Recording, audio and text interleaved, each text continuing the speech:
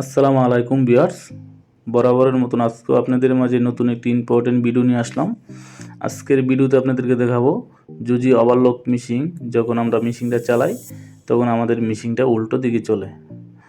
তো এটা আমাদের প্রোগ্রাম থেকে সমস্যা, মেশিনটা যখন চালায় আমাদের মেশিনটা উল্টো দিকে চলে। তো এটা কীভাবে আপনারা প্রোগ্রাম থেকে সমস্যাটা সমাধান করবেন সেটাই দেখাবো। তো ভিউয়ার্স দেখুন, আমি মেশিনটা চালাইতেছি কিন্তু আমার মেশিনটা উল্টো দিকে চলতেছে। তো এইভাবে যদি চলে তাহলে আমাদের কাজ করা কোনোভাবেই সম্ভব না।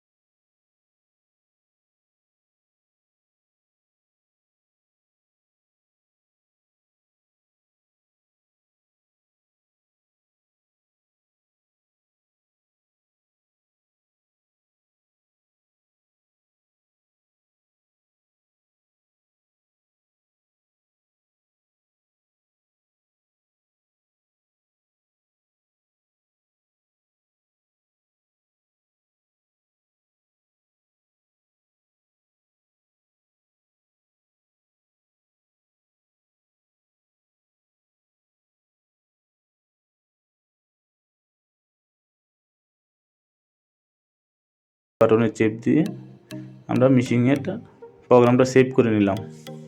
নেওয়ার পরে এখন আমি মেশিনটা একটু চালায় দেখাবো।